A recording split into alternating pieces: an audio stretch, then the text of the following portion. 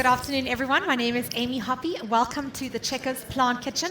I'm so excited to have Zola Nene back today. I can't wait to see what she's making. Yay! Zola, what have you got here for us? So today I'm going to be sharing my Millet Chakalaka or Chakalaka Millet recipe. So it's basically a fusion of two South African or African dishes and ingredients made into one dish. So millet is indigenous to Africa. A lot of people don't know that. It's a grain that's very sustainable on our continent, so we should be eating more of it. Millet is actually a grass, so you can treat it pretty much the way you treat rice, and that's the way I usually cook it. So anything that you do to rice, you can pretty much do to millet. So put it into cakes, put it in, cook it as a rice substitute, as a grain.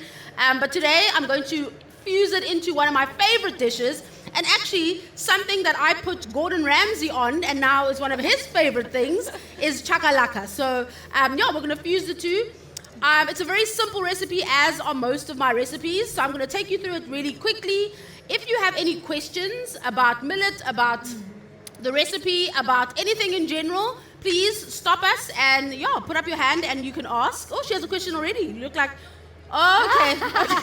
I was like, okay, kick us off. So very informal. And if you have anything that you'd like to share, maybe something that I forget to say or don't know, please put up your hand and share, because sharing is caring. And millet's a gluten-free grain, right? So it's really great if you're allergic to wheat or something like I am. So I always look for these alternatives to use in different cooking. So you could use it like as a couscous replacement, for example. Use it as a couscous replacement. You could even use it as a porridge or eat it the way that you eat oats as well. So it's very versatile. And the reason why I champion it is because it's indigenous, and if we eat from our soil, we're doing a good thing, right? For the environment, for ourselves, for the planet, etc. Okay. Absolutely. So we're kicking it off with the Simple Truth cold-pressed virgin flaxseed oil. Of course, you could use olive oil if you wanted, or any other of your favorite oils. Coconut oil if you like as well. It's smoking already, so we're going to start here. Here they are, can't see the onions. We're going to start off with some onions. Everybody has their own secret chakalaka recipe and secret, so everyone does theirs very differently. So to the onions, I'm going to add some peppers. You could use yellow peppers, green peppers, whatever peppers you want. So everyone has their own way of doing it and how they think is best. If you think your way is better than mine, please put up your hand and let us know. I will obviously argue that point, but if you have a way that you make yours that might be helpful to others, please share. Whenever I am sauteing my onions, I add a pinch of salt just to extract the water or moisture from the onion, so it gives me more time for them to soften before they start browning. Beautiful. So that's the first And the step. base, so it's always the base of onions and peppers, whether you do yellow, red, green, mix, Absolutely. whatever I think that these three are essential parts of chakalaka. Nod if you agree. Everybody nod. Yes, everybody. Okay. So even if you do yours very differently, this part you'll definitely do the same. To that, I'm going to add some aromatics. So these are optional extras. Not everyone adds them. So some ginger, chopped fresh ginger. If you don't have fresh, obviously use some dried ginger. Just use a little bit less, because if it's a spice, it's much stronger. To that, I'm going to add some garlic as well, which is also optional. My mom never used to use it. Now she loves garlic. My dad once upon a time used to hate garlic. Now he loves it. So use it if you like it. Don't if you don't. But add the garlic and ginger just a little bit after the onions, because obviously you don't want it to burn, right? Right. To that, I'm going to add the spices. So here's where it differs. So for it to be chakalaka, I say that it has to have curry powder in it, right? And curry powder, of course, is a mixture of different spices. So if you add just cumin and coriander and a bit of paprika or cayenne, I still say you're adding curry powder, because essentially those, you know what I mean? Like, I'm finding ways to agree with everyone who disagrees. That's what I'm doing here. That's the base of a good curry powder. Exactly. So I'm going to be using my own curry powder. So this is my Zola's curry powder. It's a mild curry powder. If you want to try it out, you can get it from our website. And this one is very mild, so I add it with, to my heart's abandon. If you like it a little bit. Yeah, that's quite a generous topping of curry powder. Nothing about me is not generous. Okay?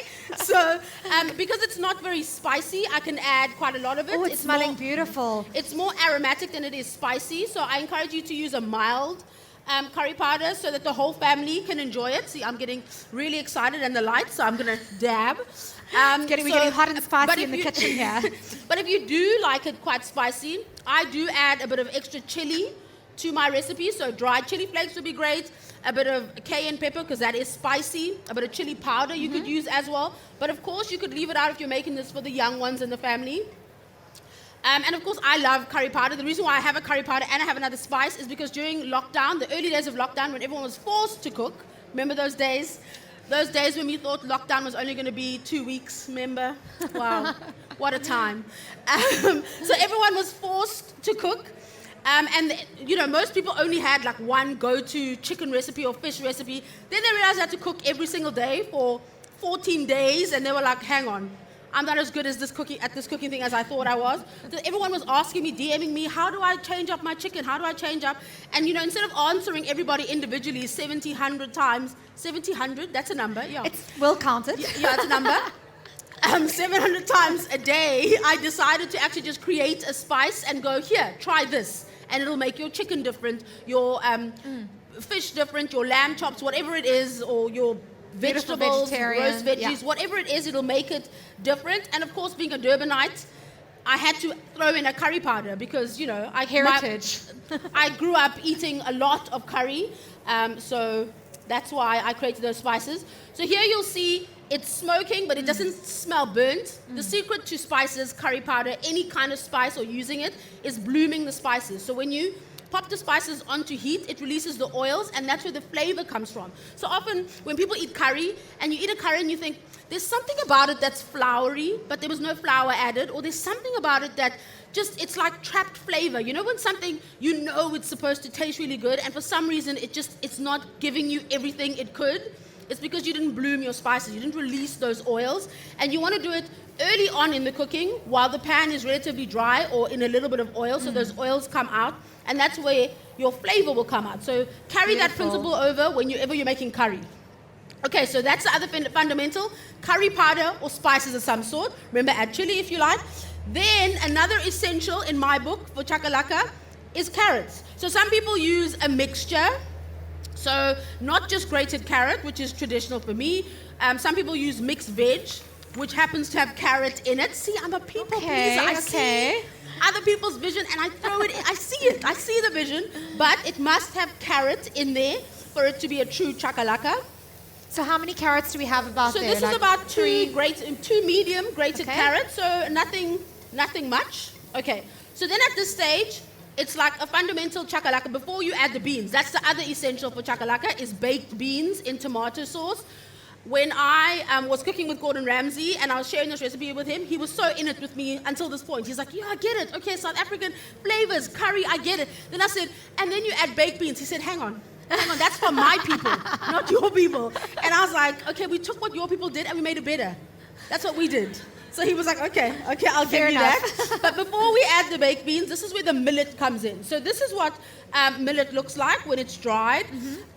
It's a grass, like I said. So you can cook it just like this, rinse it like you would rice, and then pop it straight in. What I like to do is hydrate it before I put it into my cooking. It just reduces, sweaty.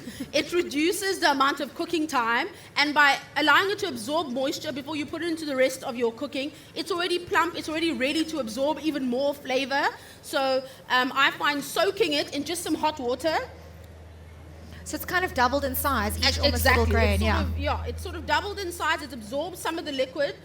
Drain the liquid that you soak it in, and then you can pop it into the pot with the carrots and the spices. And then I like to toast a little bit, you know? Okay. Like nuts, when you toast nuts, it also releases their flavor. The Maillard reaction happens, a little bit of caramelization, more flavor, and everything with simple cooking is first of all about the ingredients. So use the best ingredients that you can afford. And just apply basic principles and make sure that you're adding flavor at every stage, and that's the way you're going to guarantee maximum flavor. So once this is toasted off, I'm going to add some stock. Of course, you could add water. Stock is more flavor. You see where I'm going with this. The more flavor you add, the better the end dish. So this is some vegetable stock. And millet doesn't take very long to cook, especially if you've pre-soaked it in water. So this basically just has to absorb this amount of liquid, and then you can pop a lid on to sort of speed things up a little bit. And then only do we add the beans. So I'm going to wait for that to happen. Oh, let me season. We've at got this some stage. beautiful samples that are going to come through just We now, so do. everyone can have a little try. Yes, of they what can actually Zola's start. They're going making to over start here. bringing out the You samples guys right are now. welcome to come through and start dishing out. And you're the only going to samples. get a sample if you ask me a question right now. I'm kidding. I'm kidding. Does anyone have a question though? No pressure?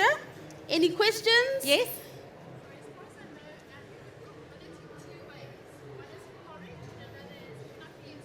Yes.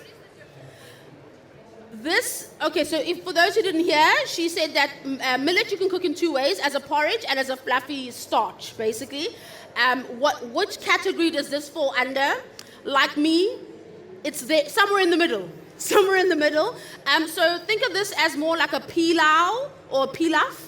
So it's a sort of a wetter rice, not quite as wet as risotto texture, but also not quite as dry as fluffy basmati rice texture. So it's in between. It's like a moist paella type of consistency, or pilau.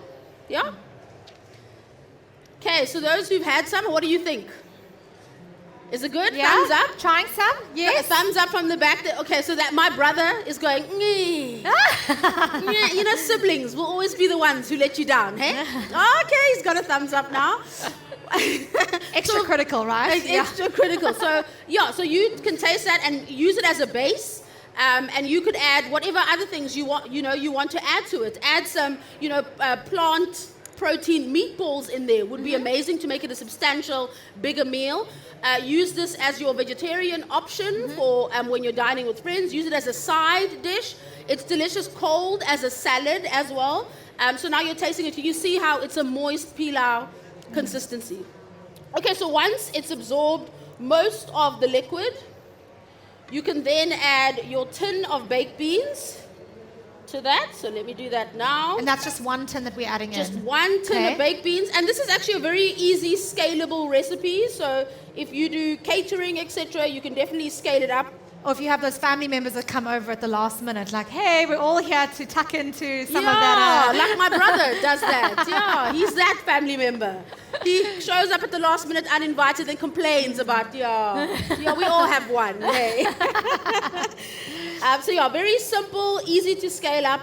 And I just want to encourage people to try more of our indigenous grains. And I think that that's what this weekend's all about, is introducing people to maybe pulses, legumes, grains, rices, etc., that you may not be familiar with, because as human beings, we like what we know, right? We stick to what we know because there's less disappointment at the end of the day. But I just want to encourage people to try something maybe that they haven't tried before. If you've never cooked with sorghum, try it. You know, sorghum is one of our most resilient grains grown in this country and on this continent. It uses less water, it less manpower to actually grow the grain. Yes. So try it. And sorghum, most people think, traditional beer, umkomboti only. No, you can actually eat it and not get drunk. So you can also cook it like a porridge. You can grind it up and use it as a flour, so it's also what was incredible yesterday was that we saw little sorghum makes beautiful tiny popcorns, baby little popcorns. You pop cook it in the same microwave way and makes little baby popcorns. Little beautiful, fantastic. Exactly. So all of these indigenous ingredients are so versatile, and they're good for our soil, our own soil. We're not adding anything alien or foreign that's sort of depleting our soil and therefore damaging future crops, etc. So, I always try to encourage people to try our indigenous grains in a different way, and actually also in a more familiar way, which is why mixing it with something like chakalaka, which is so quintessentially South African, and cooking it together, making it really easy, maybe is a way that I can encourage you guys to try it. Absolutely. I love including it in salads as just a nice base for a little bit of extra kind of and especially in a winter salad with roast veggies, for example. Absolutely. Really, really versatile. And it's packed full of protein. And of course, this has doubled the protein. You've got the beans in here as well. Beans in here as well. So loads of protein in just this one dish. I hope you've all enjoyed. If anyone has any questions, you're welcome to come up to the, if you want to come up a little bit closer, maybe have a smell as it's cooking in the pan. Well, they could probably smell it in their cups. but this is hot off the stove. You can come and split the pot, but I'm sure you can smell it in your cups. I hope you all are enjoying it. Hopefully, you'll all give it a try in your own homes at some point, in some way. Hopefully, you've learned something today. If you do have any questions, please let me know. And if you'd like any photos or to chat a little bit more, if you're shy like me and you just want to whisper a question, I get it. You can do that too. I know, us shy people. Zola also has her book here, so if anyone wants to get a copy of her book, she'll sign it for you. Absolutely. They're selling it just at the back of the sales in the back of the venue. You can get yourself a book, and there's lots of vegetable dishes in there, lots of really simple recipes. My entire food philosophy is about simplifying food to make it less intimidating, so people are more likely to try. And that's what I realized is a really important thing for. Especially when the pandemic hit, like I said, people were out of their depth, and they were just like, everything just seemed so overwhelming and so difficult. And if you break things down, people are more likely to try it and then trust themselves. And food is for everyone, and everyone should enjoy a simple and delicious bowl or plate of food, and that is what I want to share with the world, basically. Thank you so much. Thank you so much, everybody. It's so lovely to have you here. And for those of you who've tuned in from home, we do have an audience that's tuning in virtually. Please pop any questions into the chat box. There's some polls going on. And thank you to all of you here in our beautiful audience. Have a wonderful afternoon. We've got another show happening at 3 o'clock, so you can join us again in a little bit. But otherwise, we've got masterclasses, so much happening out in the expo, beautiful stands to go and see, beautiful grains to go check out. Just outside here, we've got AGT Foods. They've got some beautiful alternative grains. Amazing. Thank you, Zola. Thank you, amazing. Amy. Always Thank you wonderful so to have you here in the much. kitchen. Thank you. Thanks. Thank you, everybody.